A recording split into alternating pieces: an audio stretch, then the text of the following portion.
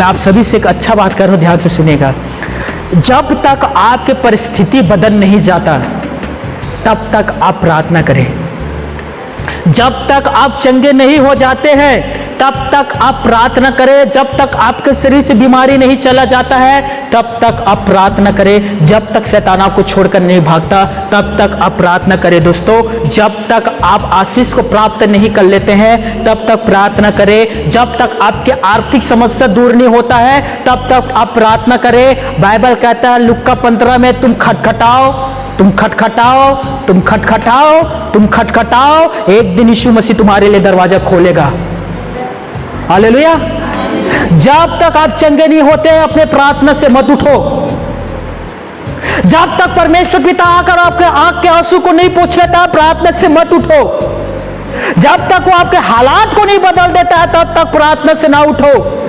यह आपका हाथ जो उसके ओर उड़ता है ना दोस्तों, याद रखिए वो दुनिया को हिलाने वाला परमेश्वर है, उसके ओर आप हाथ उठाते हैं। दोस्तों, भजनकार ने कहा मैं अपने आंखें परमेश्वर की ओर उठाऊंगा, मुझे पता है कि सहायता उसके ओर से मुझे मिलेगा। हालेलुया। जब तक वहां से सहायता नहीं आता तब तक आप प्रार्थना करें। दोस्तों, पहले के लोग ऐसे दुआ किया करते थे, जब तक हमें उत्तर नहीं मिलेगा हम प्रार्थना से नहीं उठेंगे। फर्क नहीं पड़ता कि 2 घंटा हुआ है कि 4 घंटा हुआ है, प्रार्थना करते हुए उठेंगे ही नहीं। जब तक हमें वहां से उत्तर ना मिले उठेंगे नहीं। हालेलुया। ये होता है प्रार्थना।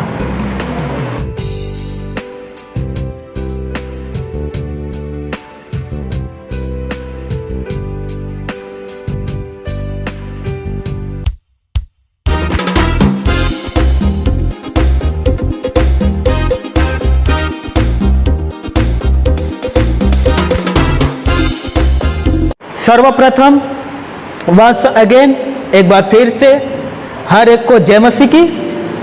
हंसते हुए एक दूसरे से जय मसीह के कहें दोस्तों। यस, एक सुंदर मुस्कुराहट के साथ। आप मुस्कुराहट से किसी के दिल जीत सकते हैं। हालेलुया। मुस्कुराहट से आप किसी भी बहन के भाई के दिल जीत सकते हैं और क्रोध से किसी के भी दिल फाड़ सकते हैं। तो मुस्कुराते हुए जय मसीह की। आमीन। पवित्र शास्त्र बाइबल से निकालिएगा इफिसियों के पत्री 6वें अध्याय 12वें पद।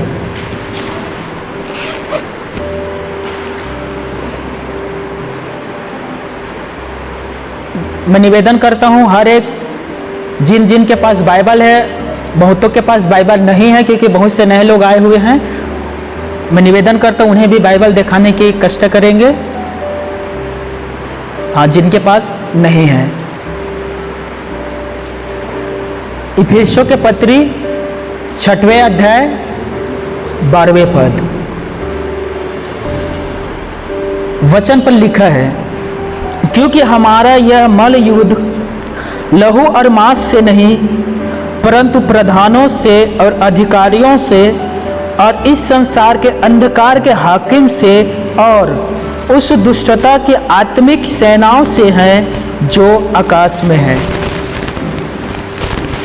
मेरे 3 कहने पर आप सभी इसे जोर से पढ़िएगा।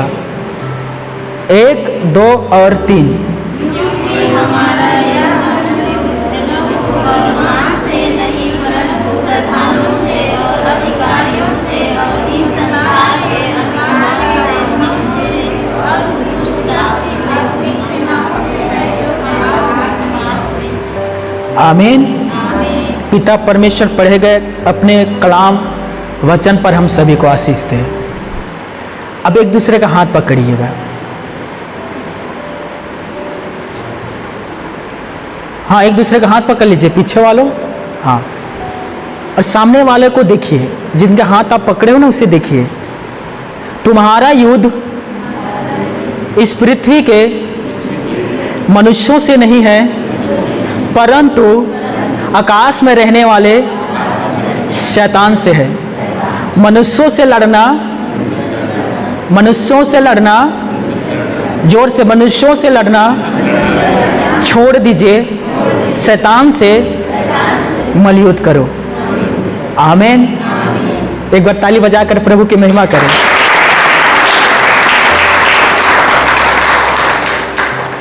और हम लोग उल्टा करते हैं। हम शैतान से युद्ध नहीं करते हैं, हम युद्ध किससे करते हैं? जो दिखाई देता है। शैतान दिखाई देता है? नहीं। तो शैतान से युद्ध क्यों करें? क्योंकि वो तो दिखाई नहीं देता। तो किससे युद्ध कर लेते हैं? जो दिखाई दे रहा है, चाहे वो भाई हो, चाहे वो पड़ोसी हो, चाहे वो पति हो, चाहे वो पत्नी हो। हम लोग उल्टा चल रहे हैं दोस्तों। बाइबल हमें इस प्रकार से चलने की अनुमति नहीं देता। हम लोग उल्टा चल रहे हैं, हमें सीधा चलना है। और बाइबल कहता है कि हमारा जो मल युद्ध है वो किसी भी इंसान से नहीं है, हमारा जो युद्ध है वो शैतान से है, शैतान के प्रधानों से है, उनके अधिपतियों से है, उनसे है जो आकाश में है। शैतान के सेनाओं से हमें युद्ध करना है। और हम युद्ध कब कर पाते हैं? हम कब युद्ध करते हैं दोस्तों? जब हम प्रार्थना में बैठते हैं। कभी आपने ऐसा देखा है? बहुत सारे 6, 7, 8 साल से इस चर्चा पर आ रहे हैं, कोई दुष्टात्मा से पीड़ित व्यक्ति हमारे पास आया और हमने कुछ नहीं किया और आप दुष्टात्मा निकल गया। ऐसा होता है? दुष्टात्मा कब निकलता है? जब हम प्रार्थना में युद्ध करते हैं, तब दुष्ट आत्मा किसी भी व्यक्ति के शरीर से निकलता है। ध्यान दीजिएगा दोस्तों, सभी के ना, प्रार्थना एक युद्ध है। और यदि विश्वासी सतर्क ना रहे तो वो कभी भी योद्धा नहीं बन सकता। यदि आप सावधानी नहीं बरतोगे तो आप कभी भी प्रार्थना योद्धा नहीं बन सकते।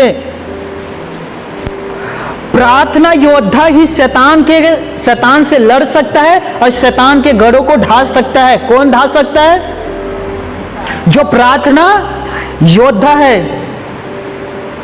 मनुष्य जो कुछ अन्य कार्य करता है उसमें शैतान शांत रहता है। ध्यान दीजिएगा। अभी तक आप में से बहुत सारे लोग ना दूध पीते बच्चों के समान हैं। अभी तक आपको पता नहीं है कि हम शैतान से कैसे लड़े और कैसे शैतान को पराजित करके उस पर हम लोग जय प्राप्त कर सकते हैं। आप में से अभी बहुत सारे, मैं सच कह रहा हूं, खास करके हमारे भाई है, दूध पीते बच्चे के समान है अभी भी। लेकिन हमारे बहुत सारे बहनें, हर एक नहीं, बहुत सारे बहनें अब चावल खाना सीख गए हैं। हालेलुया। मेरी बहनों तो घर में जाके पति को मत चिढ़ाना, तुम दूध पीते हो हम चावल खाते हैं, हाँ तुम भाजी खाते हो हम मांस खाते हैं, तुम पानी पीते हो हम खून पीते हैं। हालेलुया। नहीं, मनुष्य जो कुछ भी अन्य कार्य करता है उसमें शैतान शांत रहता है। जैसे कि आप अधिक खाना खाते हो, शैतान शांत रहता है। बहुत सारे भाई हैं शराब पीते हैं, ड्रिंक, शैतान शांत रहता है। अब तो कुछ कुछ बहनें भी कभी कभी थोड़ा थोड़ा लेना सीख गए हैं। नहीं, कोई है ऐसा? छठी में बच्चों का रिश्तेदार के शादी में,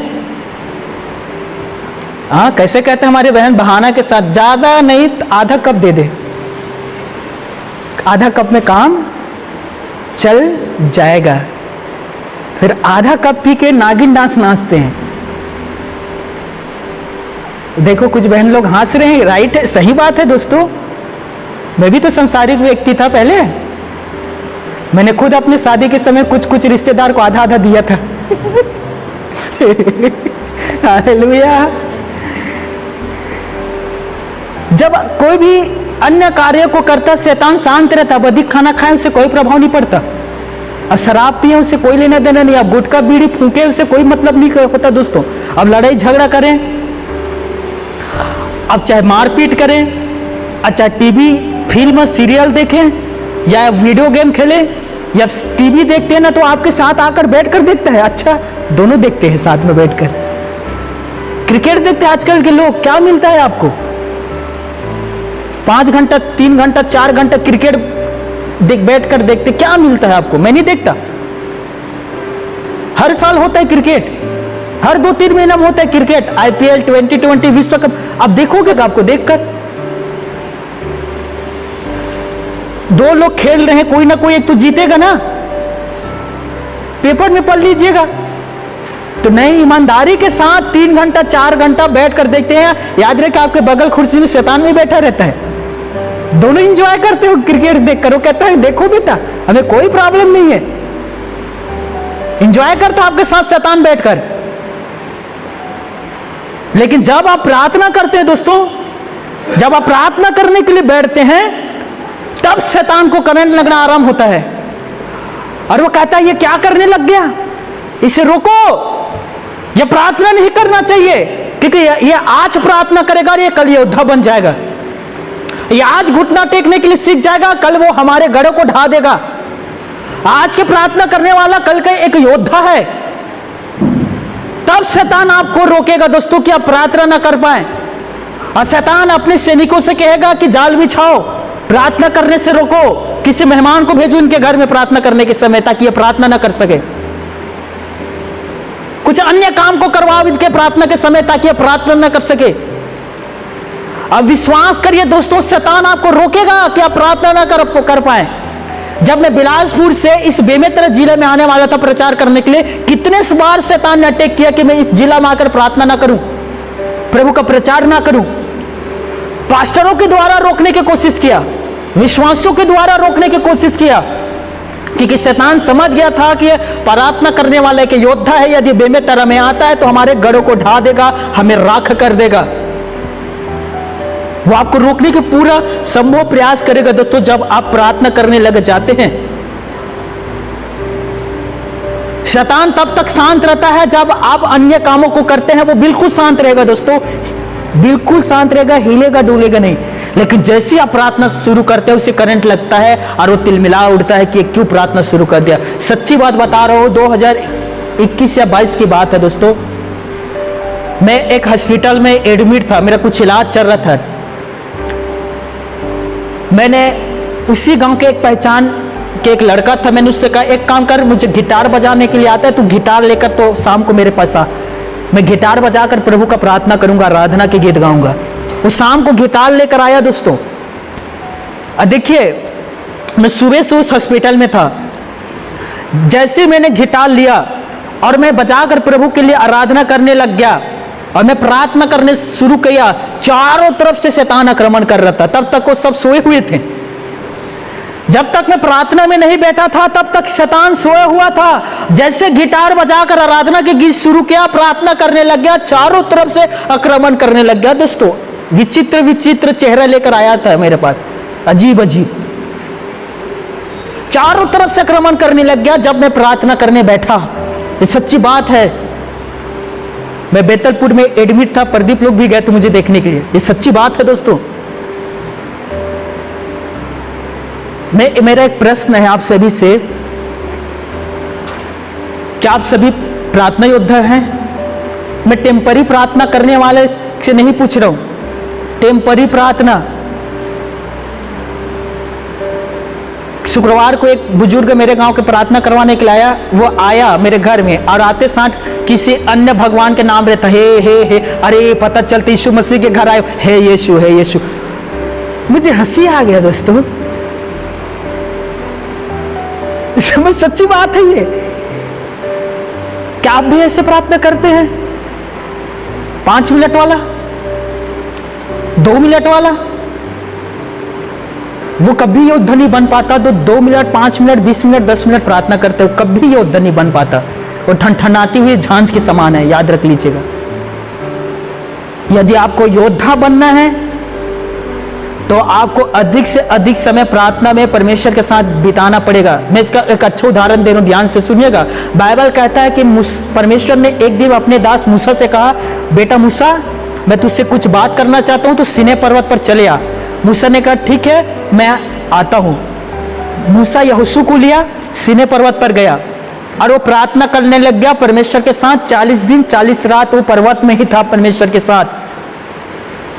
जब 40 दिन पूरा हुआ, मूसा वापस आया सीनै पर्वत से। उसके चेहरे से रोशनी निकल रहा था दोस्तों, बहुत तेज निकल रहा था। इजराइल के लोग उस तेज को देखकर डरने लग गए, मूसा के पास आने से कांप रहे थे, मूसा से दूर भागने लग गए थे क्योंकि उसके मुंह से तेज आ रहा था। और वो तेज इसीलिए आ रहा था क्योंकि 40 दिन परमेश्वर के साथ प्रार्थना में था। आप समझ रहे हो प्रार्थना के पावर क्या होता है? जितना आप परमेश्वर के साथ समय बिताओगे उतने ही तेज आप तेज दोधारी तलवार बनोगे। जितना आप परमेश्वर के साथ समय बिताओगे उतने ही आप सामर्थी बनोगे। जितना घंटा आप परमेश्वर को दोगे दोस्तों उतने ही आप आगे बढ़ पाओगे। मैं एक बहन के बारे में बताता हूं, ध्यान से सुनना। एक बहन सुबह उठती है और कहती है कि यीशु मसीह के नाम से मैं शैतान को अपने घर से भगाती हूं और उसे मैं बांधती हूं। 2 घंटा के बाद नाश्ता करने के समय पति के सामने वो बहन कहती है यीशु मसीह के नाम से मैं शैतान को भगाती हूं और बांधती हूं। अब प्रभु इस खाना पर आशीष दे। दोपहर के खाना खाने के समय यीशु के नाम से मैं शैतान को भगाती हूं और क्या कहती है? सभी कहना, बांधती हूं। और इस दोपहर के खाना में आशीष दे। रात का खाने के समय यीशु के नाम से मैं शैतान को भगाती हूं और सभी कह रहे हैं बांधती हूं। 1 हफ्ता से लगातार बहन यही दुआ कर रही है, प्रार्थना। पति को थोड़ा दिमाग फिरा और पूछ लिया बहन से, ये बता तू यीशु मसीह के नाम से शैतान को भगाती है, उसे बांधती है, तो जब तूने शैतान को बांध दिया तो उसे खोलती कौन है?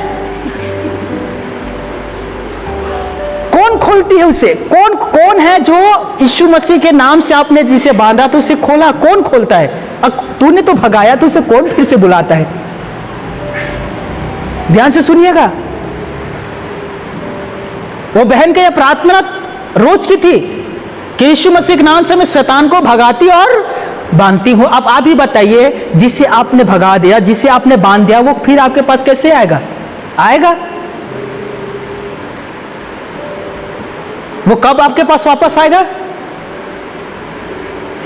जब आप उसे खोल देते हैं। ध्यान से सुनिएगा, उसे आप खोल देते हैं, वो आपके पास वापस आएगा दोस्तों। और वो खोलने का अर्थ क्या है? जब आप गलती करते हैं, जब आप गुनाह करते हैं, जब आप पाप करते हैं, जब आप झूठ बोलते हैं। यूहन्ना के पत्री में लिखा है कि कोई भी झूठ सत्य के ओर से नहीं है। हिटलर कहा करता था 100 झूठ बोलो तो लोग सत्य मान लेते हैं, 100 बार लोगों को झूठ बोलो लोग सत्य मान लेते हैं, लेकिन आप 1000 बार झूठ बोल लो, झूठ झूठ होता है। ईश्वर उसे कभी भी सत्य नहीं मानेगा। हमेशा सत्य, अधर्म सत्य को दबाने की कोशिश किया है, लेकिन सत्य की विजय होता है दोस्तों, याद रखिएगा। यदि आपने शैतान को भगा दिया है, शैतान को आपने बांध दिया है, अपने आप को यीशु के लहू से कवर कर लिए हैं, तो कौन है जो फिर से शैतान को आपके पास बुलाता है? आप ही तो है। उसे वापस बुलाने वाला कौन है दोस्तों? आप। क्या पास्टर आपके पास भेजते हैं, हे शैतान उस बहन के पास चले जा? आज आप ही ना बुलाने वाले हैं, आप ही भूत भगाने वाले हैं, आप ही बुलाने वाले हैं।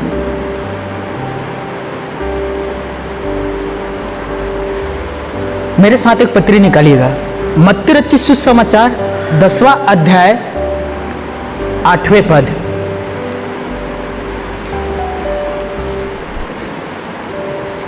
मत्ती रचित सुसमाचार 10वें अध्याय 8वें पद।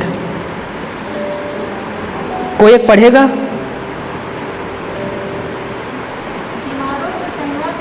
जोर से मेरी बहन। यीशु मसीह यहां अपने चेलों से कह रहा है, बीमारों को चंगा करो, मरे हुए व्यक्तियों को तुम जिंदा करो, कोढ़ियों को शुद्ध करो, दुष्ट आत्माओं को निकालो, तुमने फ्री में पाया है, दूसरे को फ्री में दो। यह यीशु का वचन है दोस्तों, जिसमें से एक कहता है कि तुम दुष्ट आत्माओं को निकालो। प्रभु ने यह अधिकार हर एक विश्वासी को दिया है। हेलो, ध्यान से सुनिएगा, यह अधिकार हर एक प्रत्येक विश्वासी के पास है कि आप दुष्ट आत्मा को निकालो। क्या आप दुष्ट आत्मा को निकालते हैं दोस्तों? अभी अभी मुझे पता चला, आज के जो सेवक हैं, यदि किसी बहन या भाई को दुष्ट आत्मा पकड़ा है, उसके ऊपर हाथ नहीं रखता, हाथ रखकर प्रार्थना नहीं करता। आज के सेवक, बहुत सारे सेवक हैं जो दुष्ट आत्मा किसी भाई बहन को पकड़ा है, उसके ऊपर हाथ रखकर प्रार्थना नहीं करता।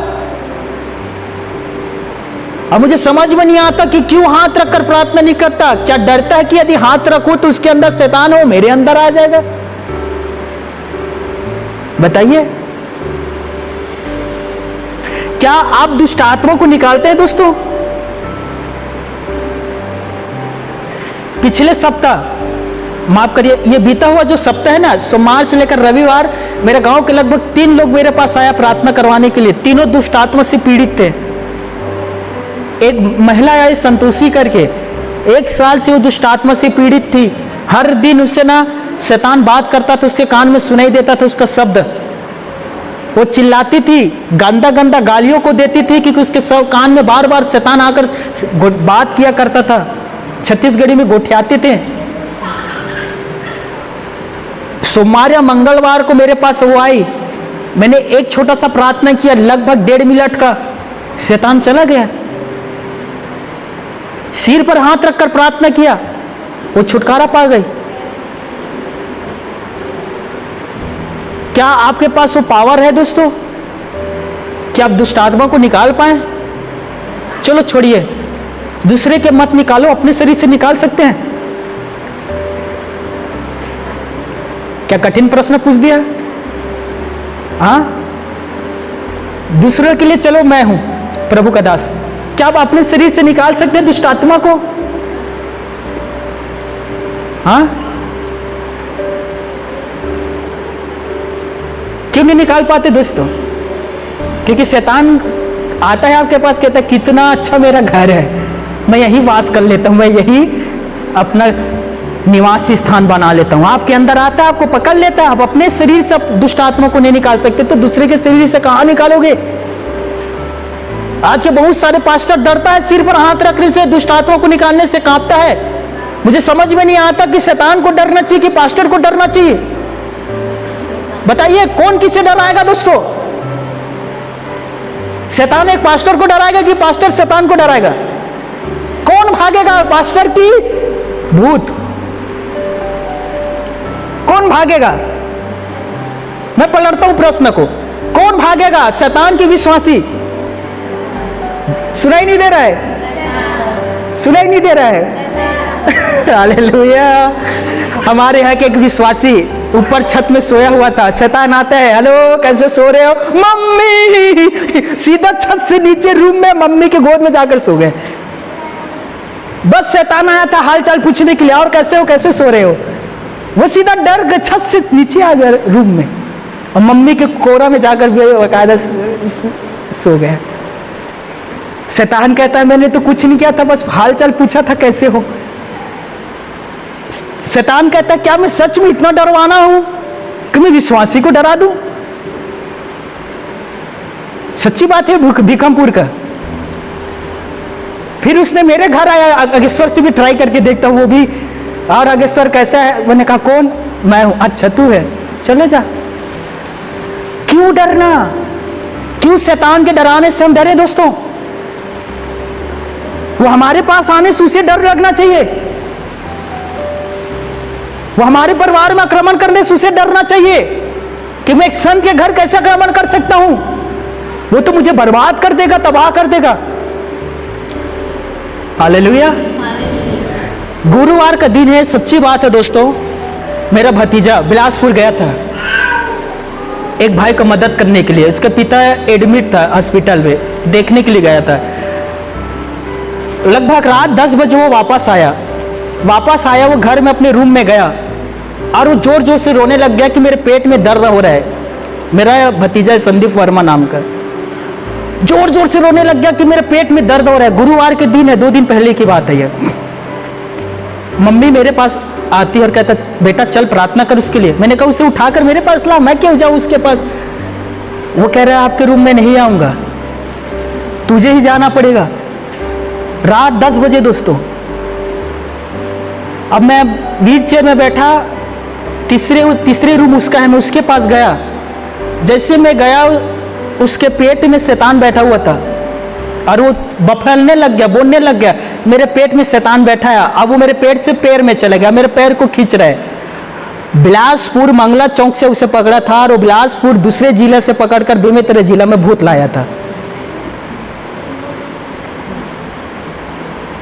मैंने सिर पर हाथ रखा और मैंने प्रार्थना करना शुरू किया। मैंने कहा, हे शैतान, यीशु के नाम से इसके शरीर से निकल जा। वो जोर जोर से अटियाने लग गया, वो हाथ पांव को झटकने पटकने लग गया। मैंने अपने बहू से कहा, इसके पैर को पकड़।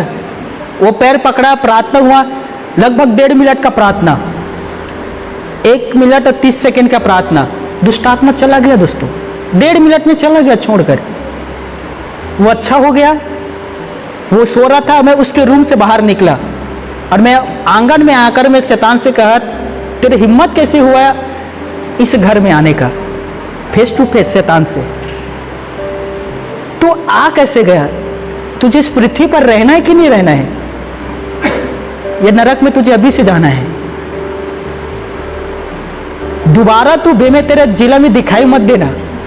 क्या बेमेतरे में भूतों का कमी है? बहनों, बेमेतरे जिला में भूतों की कमी है। बहुत सारे भाई बहन भूतों को लेकर चर्चाते हैं। बहुत सारे भाई बहनों के भूतों से सहपाठी है उनका, राइट। मैंने उससे कहा, क्या बेमेतरे में भूतों की कमी है कि तू बिलासपुर मंगला चौक से, बिलासपुर जिला से बेमेतरे जिला में आया है? तुझे जीना खाना है कि नहीं? और उससे मैंने डांटा और कहा, जहां से आया था वहां वापिस चले जाओ। चला गया दोस्तों, चिंता ना करो, बेमेतरे में नहीं है अब। बिलासपुर अपने जिला चला गया, बेमेतरे में अलग है उनका घर। समझ लीजिए, मैं सच्ची बात बता रहा हूं दोस्तों। कितना समय लगा दुष्ट आत्मा को निकालने में? 1.5 मिनट। कितने लोगों ने एक वीडियो देखा जो मैं कल ग्रुप में डाला था? 15-16 साल का बच्चा है, सोचे, छोटा बच्चा यार, उसे दुष्ट आत्मा पकड़ लिया था। 15-16 साल का बच्चा, पढ़ने वाले के विद्यार्थी, दोपहर को ही दुष्ट आत्मा उसे पकड़ लिया। 3 दिन से पकड़ा हुआ था दोस्तों।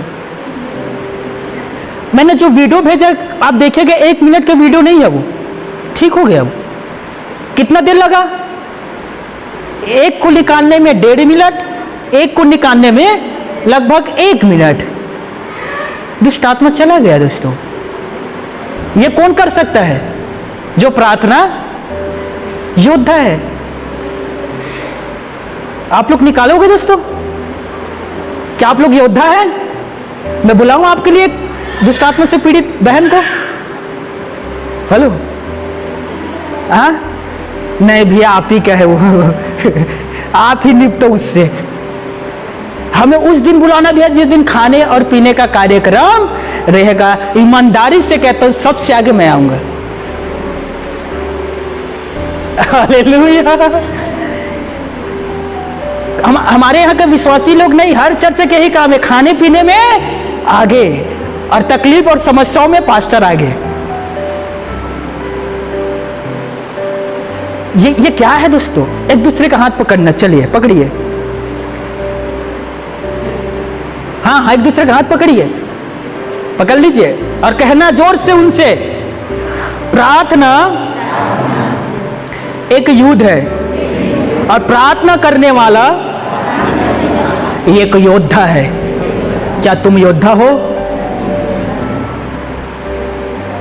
जवाब दो ना। मजाल है कि किसी के मुंह से हाँ निकले, यस, हाँ, क्योंकि सबको अंदर से पता है वो कैसा है। मैं आपको एक व्यक्ति के बारे में बताता हूं। उस व्यक्ति का नाम था दाऊद, डेविड। एक महान योद्धा था वो दोस्तों। अब पुराना नियम पढ़िएगा, आपको पता चलेगा दाऊद जो था बचपन से, छोटे आयु से डफली लेकर परमेश्वर के लिए भजन के गीत गाया करता था बचपन से। एक हाथ में वो लाठी लिया करता था बचपन से। वो चरवाहा था, भेड़ बकरी चराने वाला एक योद्धा था। ध्यान से सुनिए दोस्तों, उसी ने एक भजन संहिता लिखा, यहोवा मेरी चरवाहा है और महान रखवाला है, वो मुझे हरी हरी चराइयों में ले चलता है। चाहे मैं घोर अंधकार से भरी हुई तराई में होकर चलूं, फिर भी मैं हानि से नहीं डरता, क्योंकि वो मेरे साथ रहता है। ये भजनकार दाऊद का लिखा हुआ है दोस्तों। उसके लाठी से मुझे शांति मिलता है। किसके लाठी से? यहोवा की लाठी से मुझे शांति मिलता है। हालेलुया। ये दाऊद बचपन से योद्धा था दोस्तों। एक हाथ में डपली, दूसरे हाथ में लाठी लेकर वो भेड़ों को, बकरियों को चराया करता था। और जब कभी भी सिंह, भालू भेड़ों पर आक्रमण करता था, वो एक लाठी लेकर सिंह भालू से लड़ जाया करता था दोस्तों। और सिंह और भालू को मार गिराता था। बचपन से दाऊद योद्धा था। आपने पढ़ा है पुराने नियम दोस्तों, राजाओं की पुस्तक, माफ करिए सामुएल की पुस्तक पढ़िएगा। पहला सामुएल 16वें अध्याय से शुरू होता है दाऊद की जिंदगी के बारे में। बाइबल कहता है एक व्यक्ति था गोलियत, जिसकी लंबाई 6 हाथ और 1 बित्ता था दोस्तों। वो बहुत ऊंचा हाइट का एक व्यक्ति था। उसके सामने जो मनुष्य है वो छोटा दिखाई देता था। पहला दिन वो आता है, इजराइल के लोगों को ललकार कर कहता है, कोई है इजराइल में जो मुझसे युद्ध करे? जो कोई भी मुझे हरा देगा, पलस्तियों के जो लोग हैं वो हार मान लेगा। ललकारा दोस्तों गोलियत इजराइल के लोगों के सामने। उस समय राजा शाऊल था, हजारों हजारों के सैनिक था, महारथी था, रथ था, सब कुछ था। एक व्यक्ति आगे आकर ये नहीं कहा कि मैं गोलियत से लड़ूंगा। दूसरा दिन ललकारता है, 15 दिन ललकारता है, 20 दिन ललकारता है, 40 दिन तक वो ललकारता है, कोई है इजराइल में जो मुझसे युद्ध करे? 40वें दिन अचानक दाऊद अपने भाई को खाना देने के लिए गया था। दाऊद ने शब्द सुना और दाऊद सुनकर कहता है, कौन है जो जीवित परमेश्वर की सेना को ललकारता है? मैं लड़ूंगा गोलियत से। हालेलुया। जाकर शाऊल राजा से कहता है, उस ललकारने वाले से मैं लड़ूंगा, क्योंकि उसने जीवित सेना को ललकारा है। शाऊल राजा कहता है, तू बालक है, तू कैसे लड़ पाएगा? तब दाऊद कहता है कि मैं बचपन से योद्धा हूं, मैंने शेर सिंह को हराया है, तो ये गोलियत क्या चीज है? मैं इसे भी यहोवा के नाम से हरा सकता हूं। हालेलुया। ना तो दाऊद ने ढाल लिया, ना दाऊद ने तलवार लिया दोस्तों। एक छोटा सा पत्थर लिया, छोटा सा पत्थर गोफन में, गुलेन में डाला, मारा, वो गिरा और मर गया, क्योंकि वो एक योद्धा था। गोलियत को हरा दिया दोस्तों बड़े आसानी से। ना सिर्फ वो गोलियत को हराता था, जब जब शाऊल राजा को दुष्ट आत्मा पकड़ता था, तब तब जाकर दाऊद ही निकालता था दुष्ट आत्मा को, गीतों के द्वारा, प्रार्थना के द्वारा। बढ़िएगा सामुएल की पुस्तक। जब जब शाऊल राजा को दुष्ट आत्मा पकड़ता था, तब तक दाऊद राजा जाकर दुष्ट आत्मा को निकालता था, क्योंकि इसीलिए निकाल पाता था, वो एक प्रार्थना योद्धा था। आज हमें प्रभु में आए हुए 5 साल हो गया, 7 साल हो गया, 8 साल हो गया, और आज भी हम वही हैं जहां से हमने शुरुआत किया था। हम आज भी वही हैं दोस्तों। ना तो हम दाऊद के जैसे अच्छा योद्धा बन पा रहे, ना तो दानियल के जैसे एक अच्छा प्रार्थना करने वाले बन पा रहे। आज भी हम वही हैं जहां से हम आरंभ किए थे दोस्तों। क्यों हम आगे नहीं बढ़ पा रहे हैं दोस्तों? कौन है जो हमें आगे बढ़ने से रोक रहा है? चलिए उत्तर दीजिए, कौन है जो हमें आगे बढ़ने से रोक रहा है? एक बहन ने कहा शैतान। और बताइए,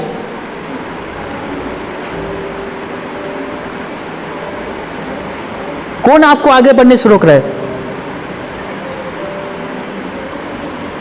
आप खुद। हर एक विषय में आप शैतान को दोष नहीं लगा सकते। मैंने क्या कहा था आपको याद आ रहा है? शैतान जब तक शांत रहता है, जब तक आप नाना प्रकार के कामों को करते रहते हैं, तो शैतान कहता है करो, मुझसे इससे कोई लेना देना नहीं है। लेकिन जब आप प्रार्थना करते हैं, तब उसे इससे लेना देना है दोस्तों। वो नहीं चाहता कि आप प्रार्थना करें, वो नहीं चाहता शैतान कि आप एक अच्छा योद्धा बने। मैं तो लगभग 8-9 साल से प्रभु यीशु मसीह के पीछे चल रहा हूं। मजाल है कि शैतान कभी मुझे छुए, मजाल है कि शैतान कभी मुझ पर आक्रमण करे, मेरे अंदर आकर मुझ पर प्रवेश करे। आए तो वो मुंह का मार खा के जाता है। वो मैं सच कह रहा हूं दोस्तों। मुझे बताइए, क्या अगेश्वर का परमेश्वर आपका परमेश्वर नहीं है? क्या अगेश्वर का यीशु आपका यीशु प्रभु नहीं है? जब वो मुझे इतना सुरक्षित रूप से रख सकता है, एक अच्छा प्रार्थना योद्धा बना सकता है, ईमानदारी से बताइए क्या वो आपको नहीं बना सकता? पर अब क्यों प्रार्थना योद्धा अभी तक नहीं बन पाए हो? वजह बताओ ना, फिर आपको कारण बताता हूं मैं। वजह बताइए क्यों अभी तक आप प्रार्थना योद्धा नहीं बन पाए हैं? बताइए।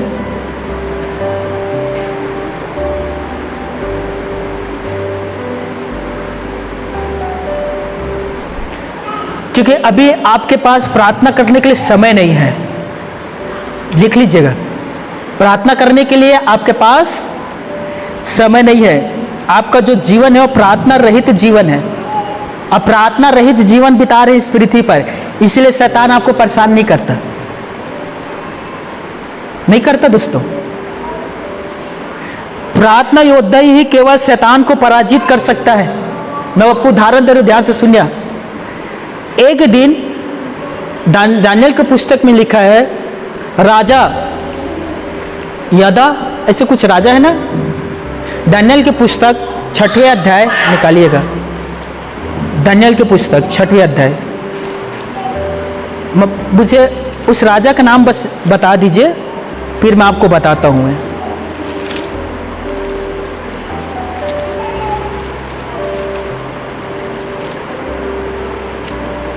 हाँ, उस राजा का नाम था दारा। दारा राजा ने एक दिन एक फरमान जारी किया और राजा ने कहा 3 दिनों तक जितने हमारे राज्य में रहते हैं वो 3 दिनों तक केवल मुझे गिरकर धन्यवाद करेगा। इजराइल के जो लोग हैं अपने परमेश्वर यहोवा का धन्यवाद नहीं करेगा। इजराइल के जो लोग हैं अपने परमेश्वर से प्रार्थना नहीं करेगा। इजराइल के जो लोग हैं वो अपने ईश्वर से आराधना नहीं करेगा। 3 दिन तक मेरा उपासना करेगा। और जो कोई व्यक्ति 3 दिन तक मेरा उपासना नहीं करेगा, अपने परमेश्वर की उपासना करेगा, उसे सिंह के गुफा में डाल दिया जाएगा। सिंह के गुफा में। राजा ने फरमान जारी किया, मोहर लगाया, और जो लोग कहने वाले हैं, ढिंढोरिया जो लोग होते हैं ना, वो ढिंडोरी लोग जो ढिंडोरा पीट पीट कर नहीं बताते दोस्तों, बाजा यंत्र पीट कर उसने फरमान सबको सुना दिया दोस्तों। अब देखिएगा, एक बहुत बड़े चैलेंज था दानियल, शद्रक, मेशक, अबेदनगो के लिए एक बहुत बड़े चैलेंज था, क्योंकि ये लोग ऐसे व्यक्ति थे जो हर दिन परमेश्वर की आराधना, उपासना और प्रार्थना किया करते थे। और इनके सामने एक चैलेंज था कि राजा को गिरकर धन्यवाद करें कि अपने पिता परमेश्वर को गिरकर धन्यवाद करें। कल्पना करें, सोचिएगा, कल आपके गांव में, आपके पंचायत में फरमान होता है और आपके गांव के जो कोटवा टहलू है ना, टहलू, वो आकर कहता है, सुनो 3 दिन तक पंचायतों के द्वारा निर्णय लिया गया है गांव के सरपंच को धन्यवाद करना, और जो कोई धन्यवाद नहीं करेगा उसे शेर के सामने डाल दिया जाएगा। आप क्या करोगे बहनों, मेरे भाई, आप क्या करोगे?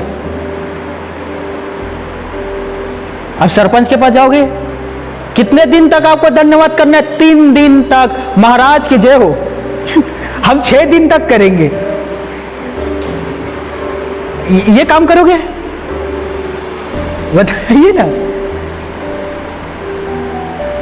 ये आपका जो सिर है, जो आपके माथा है ना दोस्तों, ईश्वर के सामने झुकाया करें, ईश्वर के सामने सजदा किया करें, किसी मनुष्य के सामने नहीं।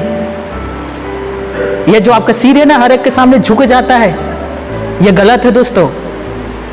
पहले 10 आज्ञा में से एक आज्ञा था, तो मुझे छोड़ दूसरे को धन्यवाद करके ना मानना।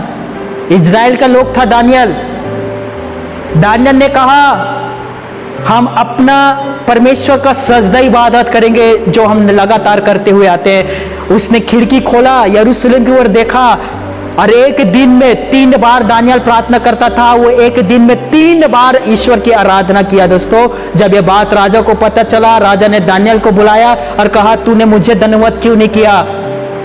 तब दानियल ने कहा, हमारा सिर केवल अपने पिता परमेश्वर के सामने झुकेगा। तू राजा है तो अपने जगह में तू राज्य कर, लेकिन हमारा राजाओं के राजा, प्रभुओं का प्रभु, हमारा परमेश्वर स्वर्ग में, हम उसका सजदा इबादत करेंगे जो स्वर्ग में है। राजा के मुंह के ऊपर दोस्तों। राजा ने उसे सी के गुफा में ना डाल दिया, जहां सी लोग 3 सी भूखा सी वहां बंद था, वहां डाल दिया। दानियल ने कभी नहीं कहा कि हम लोगों ने गलत किया। दानियल ने कहा डालना है तो डाल दे, लेकिन हम अपने परमेश्वर की आराधना करेंगे। हालेलुया। वो दानियल एक प्रार्थना योद्धा था दोस्तों। राजा के हुक्म को इसने नकार दिया, सी के गुफा में डाला गया तीनों को दोस्तों।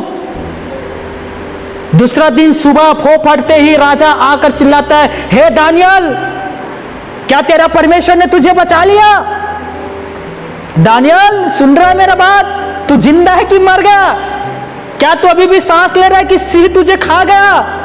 अंदर से आवाज आता है, हम जिंदा हैं, हमारे ईश्वर जिंदा है, हम भी जिंदा है। हालेलुया। दानियल कहता है कि परमेश्वर ने एक स्वर्गदूत को भेजा था, और स्वर्गदूत वहां हमारे बीच आया और तीनों शेर के मुंह को बंद कर दिया था, हमें छुआ भी नहीं। वो यही राजा जिसने उसे सी के मुंह पर डाला था, वो कहता है कि तुम्हारा ही परमेश्वर जीवित परमेश्वर है। हालेलुया। गुफा से बाहर निकाला, उनका सम्मान किया गया दोस्तों। अपना सिर नहीं झुकाया दूसरे के सामने। वो दानियल जो था सिर्फ प्रार्थना करने वाला एक मामूली विश्वासी नहीं था दोस्तों। वो प्रार्थना में लड़ने वाला एक योद्धा था, जो आग से नहीं डरा। जब उसे आग के भट्ठा में डाला गया ना, आग से नहीं डरा, राजा के फरमान से नहीं डरा, सी से नहीं डरा दोस्तों। और हम अभी 2-4 विरोधी यहां आ जाए, कोई दाएं से भागेगा, कोई बाएं से भागेगा, कोई खिड़की तोड़कर भागेगा, कोई तो छत को फाड़ कर भाग जाएगा दोस्तों, शक्तिमान करके। मैं यदि कहूंगा मुझे भी लेकर जा भैया, कल मुलाकात करते हैं। जान है तो जहान है, आपका क्या है, 2-4 पास्टर तो आते जाते मिल ही जाएगा। हाँ, मैं एक बार फिर से कहता हूं, ध्यान से सुनिएगा दोस्तों। प्रार्थना योद्धा ही केवल शैतान को पराजित कर सकता है। दानियल की जिंदगी के बारे में आप पढ़िएगा, दाऊद की जिंदगी के बारे में पढ़िएगा। तीसरा मैं उदाहरण देता हूं, यीशु मसीह की जिंदगी के बारे में पढ़िएगा। वो परमेश्वर का बेटा था, सन ऑफ गॉड, खुदा का बेटा था। वो उसे क्या जरूरत था प्रार्थना करने के, बताओ? वो स्वयं एक परमेश्वर था। बाइबल कहता है यीशु परमेश्वर ने देह धारण किया। यूहन्ना रचित सुसमाचार 1 अध्याय 14 पद। परमेश्वर ने देह धारण किया, वो शरीर में था, वो प्रार्थना करता था। यीशु मसीह जंगलों में जाकर प्रार्थना करता था, पहाड़ों के टीलों में जाकर वो प्रार्थना करता था, लोगों को विदा करके अलग जाकर वो प्रार्थना करता था। क्या जरूरत था परमेश्वर को प्रार्थना करने का, बताओ मुझे? वो क्यों प्रार्थना करता था यीशु मसीह दोस्तों? बीमारों को चंगा करने से पहले वो प्रार्थना करता था, लाजर को जिंदा करने से पहले उसने प्रार्थना किया था। यीशु मसीह क्या जरूरत था उससे प्रार्थना करने का, बताइए? क्यों करता था यीशु मसीह प्रार्थना?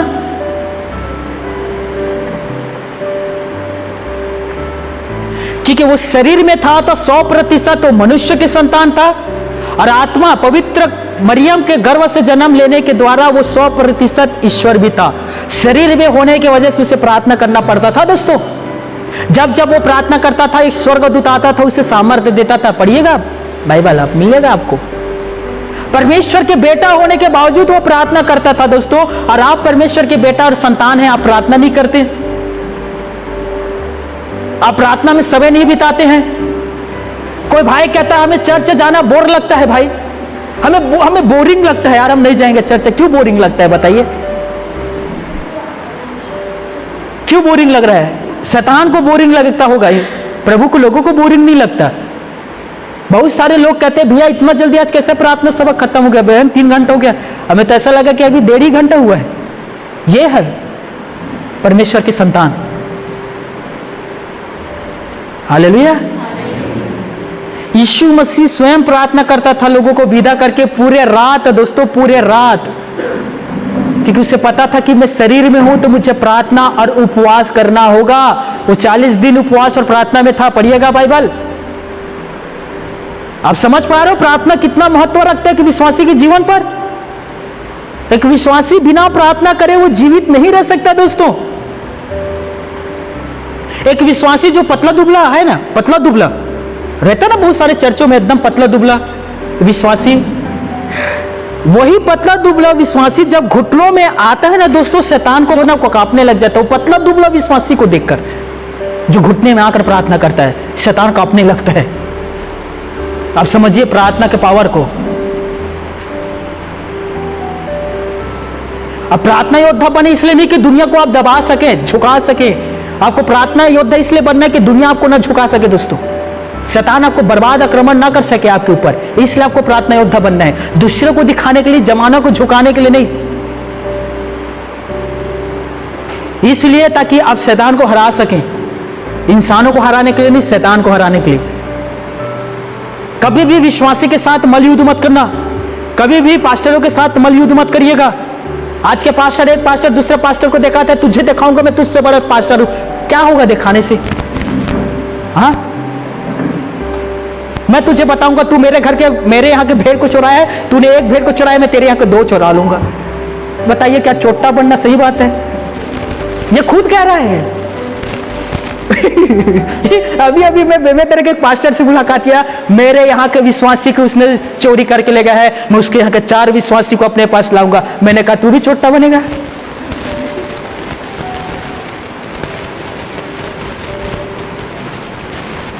आपस में कंपटीशन हो रहा है, लड़ाई हो रहा है दोस्तों, विश्वासी को विश्वासी के साथ। तेरा पास्टर बहुत कुछ नहीं जानता, हमारा पास्टर बहुत जानता है। तेरा पास्टर प्रार्थना करता है तो विश्वासी नहीं गिरता, मेरा पास्टर भी प्रार्थना करता है तो विश्वासी गिर जाता है। तेरा पास्टर प्रार्थना करता है दुष्ट आत्मा नहीं निकलता, मेरा पास्टर प्रार्थना करता है दुष्ट आत्मा पानी भी नहीं मांगता है। आपस में आपस में लड़े हुए हैं। ये सच्ची बात है दोस्तों। शैतान अपने सेना है उनके पास बहुत सारे, उन सैनिकों को कहता है कि जाकर इन्हें प्रार्थना करने से रोको। जीवन में असफलता का मुख्य कारण है प्रार्थना नहीं करना। मैं रिपीट करूंगा इस शब्दों को, जीवन में असफलता के कारण है प्रार्थना नहीं करना। मैं विशेष करके जवानों को संबोधित करना चाहता हूं। हे जवानों, सुन लीजिए, यदि आप एक सक्सेसफुल जिंदगी बिताना चाहते हो, देखना चाहते हो, उसमें जीना चाहते हो, तो आपको प्रार्थना करना पड़ेगा। जिंदगी जबरदस्त है, प्रार्थना करके देखिए। पौलुस कहता है मैं जो कुछ भी हूं परमेश्वर के अनुग्रह से हूं। पौलुस एक महान संत इसीलिए बन पाया क्योंकि उसने सीखा कि मुझे प्रार्थना में समय बिताना है, इसलिए वो महान संत बन पाया। दोस्तों, आपकी असफलता की वजह यही है कि आप प्रार्थना नहीं कर पाते, इसीलिए आप नीचे गिरते हुए जा रहे हैं। मैं जवानों आप सभी से कहना चाहता हूं, आप प्रार्थना में ज्यादा से ज्यादा समय बिताएं, आप आगे बढ़ोगे, आप सक्सेसफुल एक अच्छा व्यक्ति बनोगे। आपको कोई आगे बढ़ने से रोक नहीं सकता। एक प्रार्थना करने वाला व्यक्ति हमेशा ऊंचाइयों पर ही पहुंचकर वो रुकता है, याद रख लीजिएगा। मैं एक व्यक्ति के बारे में बताना चाहता हूं, एक लड़का, जवान लड़का जिसका नाम है सामर्थ, मसीह लड़का है दोस्तों। बचपन से संडे स्कूल जाने वाला, जब वो जवान हुआ तो वो थोड़ा भाग गया, वो शराब और सिगरेट पीने शुरू कर दिया, गलत संगति में जाने लग गया। प्रार्थना का जो जीवन था वो 0 हो गया दोस्तों। उसने लगभग 100 जगह पर अप्लाई किया था नौकरी के लिए, 100 जगह कि मुझे नौकरी चाहिए। 100 जगह उसने आवेदन दिया था, 100 जगह से उसे रिजेक्ट कर दिया गया। 20,000 की सैलरी उसे नहीं मिलता था दोस्तों, वो संसार में था। उसने कहा ये मेरी जिंदगी नहीं है जो मैं जी रहा हूं, परमेश्वर ने मुझे इसलिए नहीं चुना था कि जो मैं ये जिंदगी खराब कर दिया हूं, मुझे लौट कर आना पड़ेगा यीशु मसीह के पास। वो लौट कर आया, उसने शराब छोड़ दिया, सिगरेट छोड़ दिया, गलत संगति छोड़ दिया, बॉयफ्रेंड गर्लफ्रेंड में था उसे छोड़ दिया, वो प्रार्थना करना शुरू किया, वो मसीह के साथ जीना शुरू किया। दोस्तों, अब विश्वास नहीं करोगे, वो पेपर दिलाया, 98 आया उसे। भारत में इस रैंक को सिर्फ 4 व्यक्ति प्राप्त करता है, 98। 20,000 के सैलरी के लिए वो हाथ पांव मारा करता था। आज वो दिल्ली नोएडा में लाखों रुपए की सैलरी है और वो सुपरवाइजर है आज। हालेलुया, समझ में आ रहा है? 20,000 को छोड़ दो, लाखों रुपए कमाता है, 1 महीना में सुपरवाइजर है और मुझसे छोटा है वो, लोग उसे सलाम करते हैं। हालेलुया। उसने क्या निर्णय लिया? मुझे संसार में जीवन नहीं बिताना है, मुझे लौटकर प्रभु यीशु मसीह के पास आया है। वो लौट कर आया, परमेश्वर ने आज उसे सक्सेसफुल व्यक्ति बना दिया। आज लाखों रुपए का शुरुआत होकर उसका नौकरी का दोस्तों, आगे कितनों लाख में और वो कमाएगा वो। हालेलुया। मैं आप सभी से एक अच्छा बात कर रहा हूं, ध्यान से सुनिएगा। जब तक आपके परिस्थिति बदल नहीं जाता तब तक आप प्रार्थना करें। जब तक आप चंगे नहीं हो जाते हैं तब तक आप प्रार्थना करें। जब तक आपके शरीर से बीमारी नहीं चला जाता है तब तक आप प्रार्थना करें। जब तक शैतान आपको छोड़कर नहीं भागता तब तक आप प्रार्थना करें। दोस्तों, जब तक आप आशीष को प्राप्त नहीं कर लेते हैं तब तक प्रार्थना करें। जब तक आपके आर्थिक समस्या दूर नहीं होता है तब तक आप प्रार्थना करें। बाइबल कहता है लुक्का 15 में, तुम खटखटाओ, तुम खटखटाओ, तुम खटखटाओ, तुम खटखटाओ, एक दिन यीशु मसीह तुम्हारे लिए दरवाजा खोलेगा। हालेलुया। जब तक आप चंगे नहीं होते अपने प्रार्थना से मत उठो। जब तक परमेश्वर पिता आकर आपके आंख के आंसू को नहीं पोंछ लेता प्रार्थना से मत उठो। जब तक वो आपके हालात को नहीं बदल देता है तब तक प्रार्थना से ना उठो। ये आपका हाथ जो उसके ओर उड़ता है ना दोस्तों, याद रखिए वो दुनिया को हिलाने वाला परमेश्वर है, उसके ओर आप हाथ उठाते हैं। दोस्तों, भजनकार ने कहा मैं अपने आंखें परमेश्वर की ओर उठाऊंगा, मुझे पता है कि सहायता उसके ओर से मुझे मिलेगा। हालेलुया। जब तक वहां से सहायता नहीं आता तब तक आप प्रार्थना करें। दोस्तों, पहले के लोग ऐसे दुआ किया करते थे, जब तक हमें उत्तर नहीं मिलेगा हम प्रार्थना से नहीं उठेंगे। फर्क नहीं पड़ता कि 2 घंटा हुआ है कि 4 घंटा हुआ है प्रार्थना करते हुए, उठेंगे ही नहीं। जब तक हमें वहां से उत्तर ना मिले उठेंगे नहीं। हालेलुया। ये होता है प्रार्थना। बाइबल कहता है मत्ती रचित सुसमाचार 20 अध्याय 29 पद से लेकर 34 पद तक घर में पढ़ लेना। 2 अंधे रोड के किनारे बैठे हुए थे, 2 अंधे। यीशु मसीह वहां से जा रहा था। उन 2 अंधों को पता चलता है कि नासरत की यीशु नर्सरी यहां से जा रहा है। जैसे ही इन अंधों ने यह सुना, चिल्लाकर कहता है हे दाऊद के पुत्र हम पर दया कर, हे दाऊद के पुत्र यीशु नर्सरी हम पर दया कर। यीशु जा रहा था रास्ते में दोस्तों, चलते हुए लोगों ने सुनकर उन दोनों अंधों से कहा मुंह बंद करो, गुरु को परेशान मत करो। ये दोनों अंधे, जो अंधा था दोस्तों, इतना सुनकर कि यीशु मसीह हमारे पास से जा रहा है, उसने लोगों से कहा तुम अपना मुंह बंद करो, हम तो अपने प्रभु को चिल्लाएंगे हे प्रभु दाऊद के संतान हम पर दया कर। लोगों के चुप कराने से वो चुप नहीं हुआ। लोगों ने कहा मुंह बंद करो, अपना मुंह बंद नहीं किया। दोस्तों, वो और चिल्लाकर कहता है कि हे दाऊद के पुत्र यीशु नसरी हम पर दया कर। यीशु ने जैसे शब्द सुना वो रुका, वापस आता है उन अंधों के पास और कहता है क्या चाहते हो? एक काम है प्रभु जो हम चाहते हैं, हम देखना चाहते हैं, क्या तू हम मुझे आंख दे सकता है? यीशु मसीह कहता है मैं चाहता हूं तुम देखने लग जाओ। उनका आंख खुल गया, वो दोनों देखने लग गए। दोस्तों, हो सकता है आप प्रार्थना में बैठते होंगे, रोग रोकते होंगे आपको, काम छोड़कर प्रार्थना में बैठ गई। काम कौन तेरा बाप करेगा? आकर काम कर, खाना खिला, बर्तन धो, बिस्तर बिछा, कपड़ा धो, नौकरी में जा, खेतों में जा, ये कर वो कर। आपको भी रोकेंगे। अंधों को रोका था ना, अंधों ने रुका। आपको क्या कहना है? प्रार्थना में उठने के बाद मैं सारा काम कर दूंगा, ना सिर्फ मैं बर्तन धोऊंगा, घर में पोछा भी लगा दूंगा, और चाहती है तो तेरे मुंह पर भी पोछा लगा दूंगा। हालेलुया। ये मजाक है मेरी बहनों, सीरियस मत ले लेना। ये तो पता चलता है पोछा मारने वाले में सांस सोई हुई है, और पोछा मारने वाले होते हैं ना पानी में डुबा कर, सैनिटाइजर लगा कर, सांस बेचारी सोए। क्या कर रही हो? पास्टर ने कहा था पोछा लगाने के लिए मुंह पर, तो पोछा लगा रहा हूं कि मुंह के गंदगी साफ हो जाए। हालेलुया। बोलो प्रभु यीशु मसीह की जय है। हालेलुया। किसी के भी रोकने से मत रुकिएगा दोस्तों। आप जब भी प्रार्थना में बैठते हो आपको रोकने की कोशिश करेगा शैतान। मैंने कहा ना, ये मत सोचना कि मेरी सास, मेरे पति या मेरे पत्नी या बच्चों अटैक कर रहे, उसके पीछे काम करने वाला शैतान है। वो नहीं चाहता कि आप प्रार्थना करें, वो नहीं चाहता कि आप एक अच्छे योद्धा बने।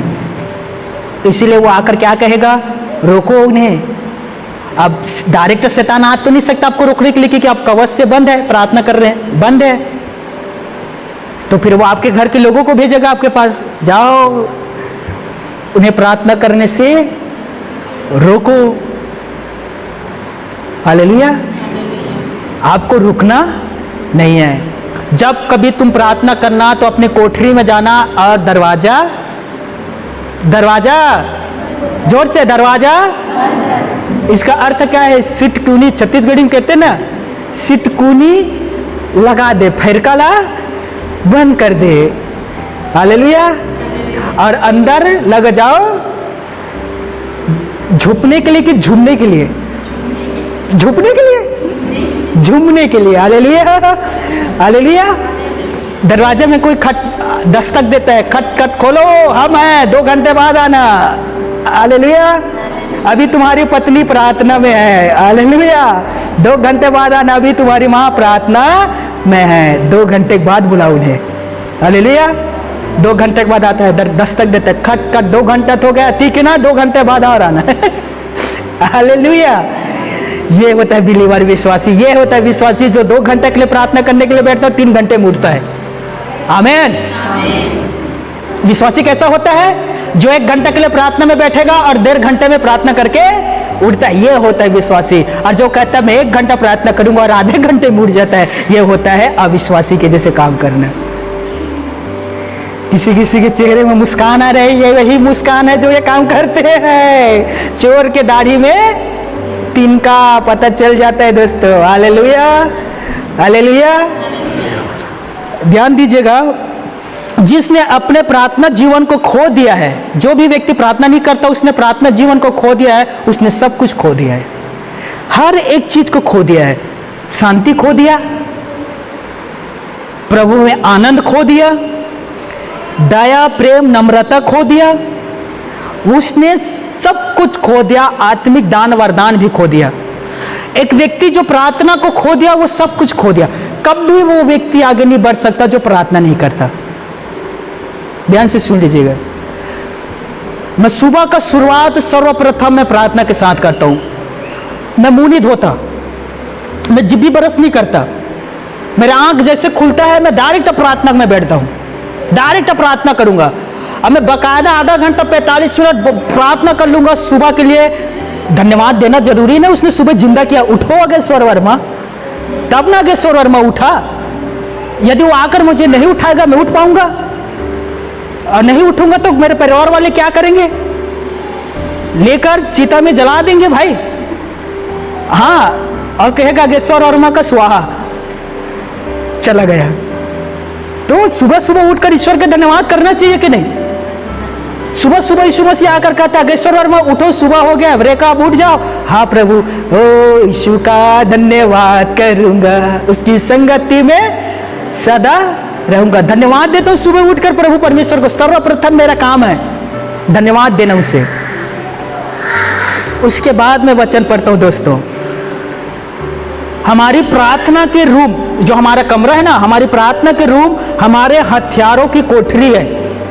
याद रखिए, जहां आप प्रार्थना करते ना वो रूम।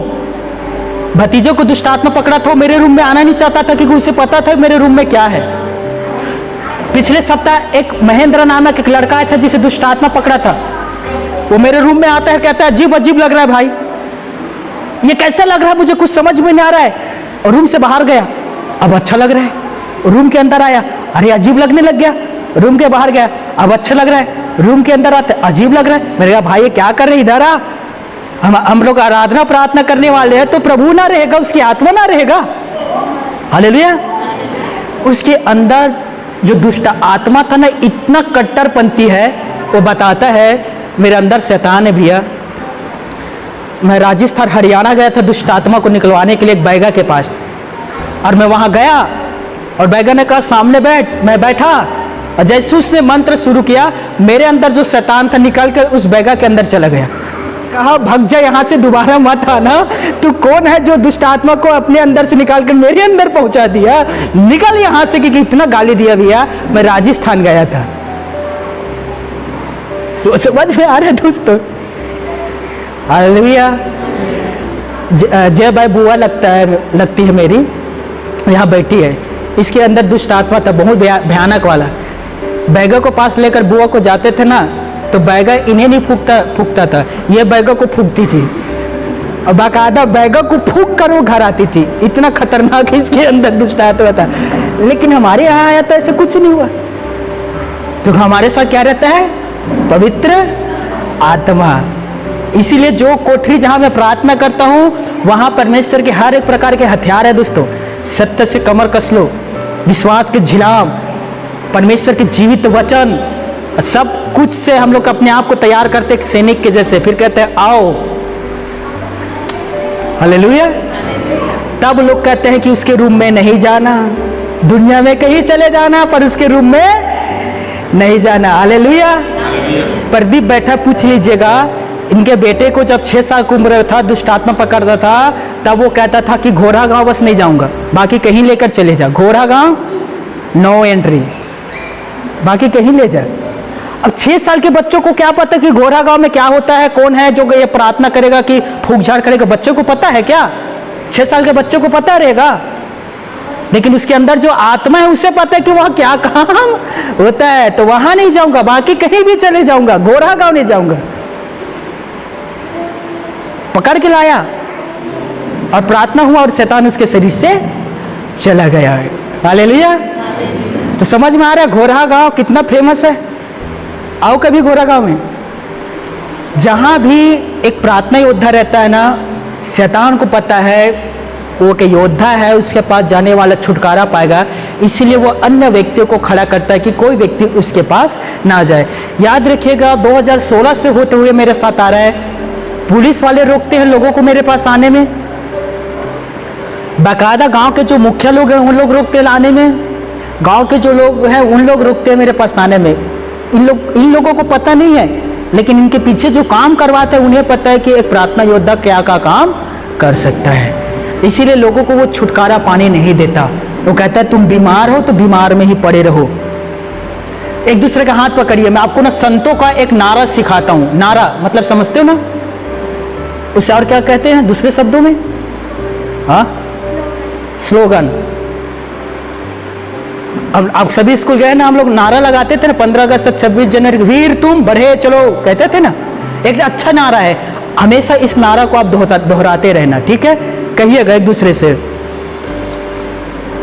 प्रार्थना ही जीवन है और प्रार्थना ही जय है। हालेलुया।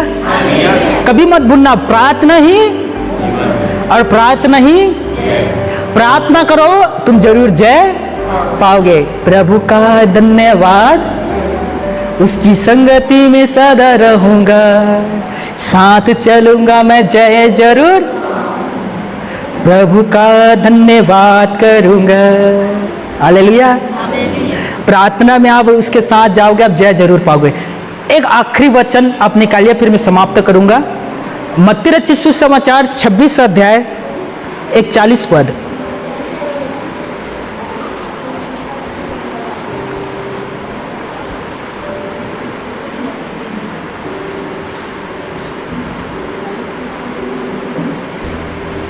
मत्ती रचित सुसमाचार 26 अध्याय 41 पद, 41 आयत। कोई एक पढ़ेगा? यीशु मसीह यहाँ अपने चेलों से कह रहा है, जागते रहो और प्रार्थना करते रहो कि तुम परीक्षा में ना पड़ो। आत्मा तो तैयार है परंतु शरीर दुर्बल है। यीशु नर्सरी ने बार बार अपने चेलों को सावधान किया और उनसे कहा कि तुम जागते रहो, प्रार्थना करते रहो कि परीक्षाओं में ना पड़ो। ध्यान से सुनिएगा, 3 बात यहां यीशु मसीह कह रहा है। 3 बात। पहला, जागते प्रार्थना करते रहो कि परीक्षाओं में ना पड़ो। अर्थात जो व्यक्ति जागते हुए प्रार्थना करता है वो परीक्षाओं में ज्यादा नहीं पड़ता, और जो जागते हुए सोते हुए प्रार्थना करता है वो परीक्षाओं में पड़ता है। ये कैसे प्रार्थना भैया? जागते सोते हुए प्रार्थना करना। हाँ, आधे से ज्यादा विश्वासियों की यही समस्या है भैया। एक बहन कहती है, भैया उठने के लिए तो मैं 4 बजे उठ जाती हूँ और मैं प्रार्थना में बैठती हूँ, उसके बाद जब मैं आंख खोलता हूँ तो 6 बज जाते हैं। मैं तो स्तुति के साथ आरंभ किया था, अब ये क्या अंत ही हो गया। ये जागते हुए सोने वाले प्रार्थना, उठे थे बाकायदा सुबह 4 बजे प्रार्थना करने के लिए, लेकिन थोड़ा प्रार्थना किया, आंख बंद हो गया, 6 बजे आंख खुला, अब ड्यूटी में जाना है तो कहां प्रार्थना करेंगे। फिर यीशु मसीह से कहता जो कुछ है प्रभु ग्रहण कर ली, इतना ही है, इससे ज्यादा नहीं हो पाता, इतना ही ग्रहण करेगा, चलेगा प्रभु, इतना ही को ले ले, ये हवन है, ले ले प्रभु, ले ले। प्रभु कहता मैं नहीं लूंगा, ले लेना प्रभु, ले ले, मैं नहीं लूंगा, इतना नहीं लूंगा, इतना नहीं चलता, इतना में तुम्हें आशीष नहीं मिलेगा। हालेलुया। अब मुझे बताइए दोस्तों, 250 रुपये में मोबाइल का रिचार्ज होता है 1 महीना के लिए, होता है ना 28 दिन के लिए, कितना पैसा लगता है? यदि आप अंबानी को कहते हैं 150 रुपये है, ले ले, चलेगा, लेगा। आप कहोगे 200 रुपया ले लो, चलेगा, अंबानी लेगा, लेगा, वो बाकायदा 250 रुपये लेगा, तब आप 28 दिन तक अपना मोबाइल इस्तेमाल कर सकते हैं। तो परमेश्वर को भी तो पूरा रिचार्ज का शुल्क देना पड़ेगा कि नहीं? हाँ, और हम क्या कहेंगे, प्रभु 5 मिनट है, ले ले, प्रभु कहता मैं नहीं लूंगा। हालेलुया। तो ये हमेशा याद रखिएगा, प्रार्थना का 3 स्टेप है, जागते रहो, प्रार्थना करते रहो कि तुम परीक्षाओं में ना पड़ो।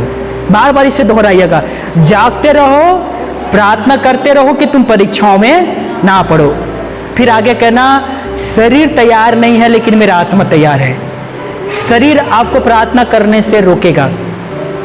जहां आप प्रार्थना करते जिस रूम में, वो याद रखिए, वो जो कोठरी है ना, वो हथियार का स्थान है दोस्तों। वहां प्रार्थना करते परमेश्वर आपको हर एक प्रकार के हथियार से लेज करता है, लेज, हर एक प्रकार के हथियार से आपको बांधता है, हर प्रकार के हथियार आपको देता है। एक उदाहरण देकर मैं खत्म कर रहा हूं। पंडित भट्टा के जो लक्ष्मी पटेल थी ना, पटेल लड़की, वो 1.5 घंटा रो रो के दुआ कर रही थी प्रभु से, क्योंकि 2 साल से वो बीमारी से पीड़ित थी। शरीर में कीड़ा पड़ गया था, शरीर के अलग अलग हिस्सा सड़ गए थे, हड्डी उसका दिख रहा था, कान पूरा छेद हो गया था कान में दोस्तों। वो कपड़ा नहीं पहन पाती थी, यदि वो कपड़ा पहनती थी तो उस कपड़ा में घाव चिपक कर और अधिक उखड़ जाया करता था, और उसका जो घाव है उसमें से लहू मल पीत बहता था, दुर्गंध आते थे। सच्ची बात है, यदि वो उस परिस्थिति में आज होती, यहाँ बीच में बैठती थी ना वो आराधना के समय, तो अगल बगल के लोग उठकर भाग जाया करते थे। उसके भाभी उसके रूम में नहीं जाया करते थे, बच्चे उसके रूम में नहीं जाया करते थे, डॉक्टर भी उसे छूते नहीं थे, डॉक्टर भी उसे छूते नहीं थे। 2 साल से वो बीमारी से पीड़ित थी, शरीर सड़ गई थी दोस्तों, दुर्गंध मलपित आया करते थे उसके शरीर से, बदबू। जब मैं पहले बार उसके लिए हाथ लगाकर सिर में रखकर प्रार्थना किया, मेरे हाथ में से बदबू आ रहा था, इतना बदबू था उसके शरीर में। जब वो उठकर चलती थी ना, तो मक्खियां उनके पीछे पीछे जाते थे बदबू की वजह से। 1.5 घंटा अपनी कोठरी में रो रो कर वो प्रार्थना कर रही थी प्रभु परमेश्वर से। 1.5 घंटा ध्यान से सुनना। यीशु मसीह स्वयं स्वर्ग से उतरा और उसके उस कोठरी में आया, और आकर उसने पवित्र जल उसके ऊपर छिड़का। 1.5 घंटा रोकर प्रार्थना की और 10 सेकंड में वो ठीक हो गई। 10 सेकंड ओनली, उसके शरीर की सारा गंदगी मलपित सब चला गया। वो लड़की तुरंत चंगी हो गई और यीशु मसीह पवित्र जल उंडेल कर वापस स्वर्ग में चला गया। ताली बजाकर प्रभु की महिमा करें।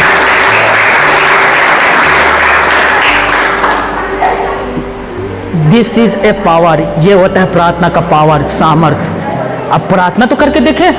अरे कौन है जो आपको आशीष देने से रुकेगा जब आप प्रार्थना करोगे दोस्तों? यीशु मसीह है आपके साथ। मैं सच कहता हूं, हर एक बंधन को वो तोड़ने के सामर्थ्य रखता है, हर एक प्रकार की बीमारी को दूर करने के वो सामर्थ्य रखता है। अरे शैतान को तो अपने फूंक से उड़ा देता है दोस्तों। जब वो आएगा ना तो अपने फूंक से शैतान को भस्म करेगा, फूंक से। जिससे आप डरते हो ना, उसे कैसे भस्म करेगा वो? देखिए, चला गया शैतान अपने फूंक से। दूसरा थिस्सलुनीकियों की पुस्तक में लिखा है, यीशु मसीह आएगा और शैतान को अपने फूंक से भस्म कर देगा। फूंक, निकल गया शैतान, सब के सब नरक। मैं आप सबसे निवेदन करता हूं, आज ही अपने जिंदगी में बदलाव लाए।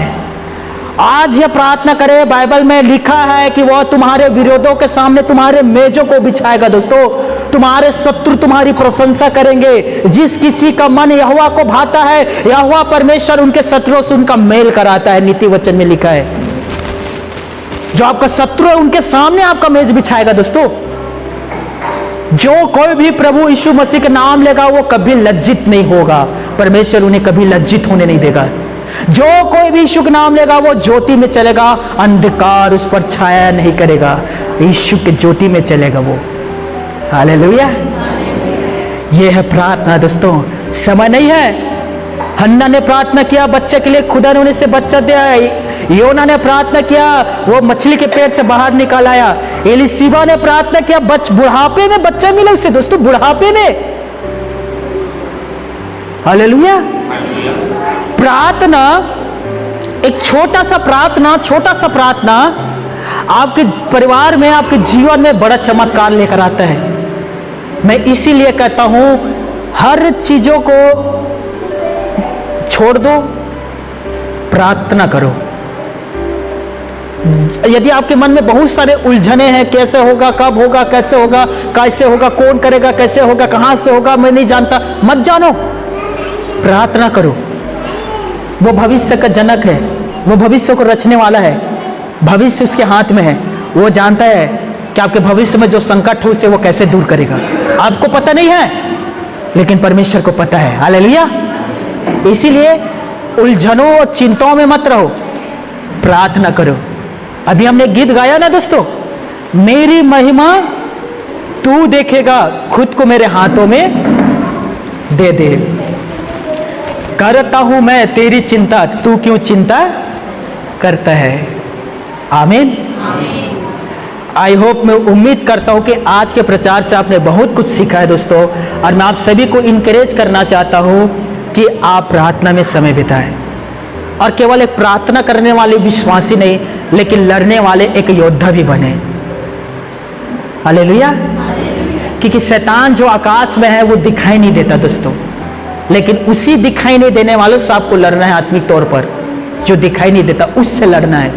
दिखाई देता उससे बहुत लड़ चुके हैं, बंद करो, और जो दिखाई नहीं देता उससे लड़ो। आमीन। हालेलुया। चलिए हम एक प्रार्थना करेंगे।